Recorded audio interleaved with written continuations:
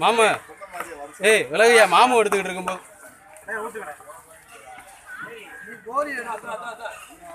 கோரி இங்கே டிராபிக்ல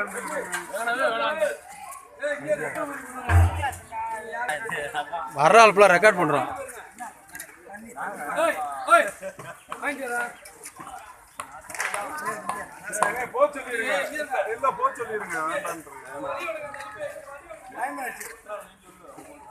பேசி என்ன பண்ண இங்க டைம் முடிஞ்சுச்சு. எத்தனை சிக்னல் தான் இருக்கோ தெரியல. வாங்கி போறா போடா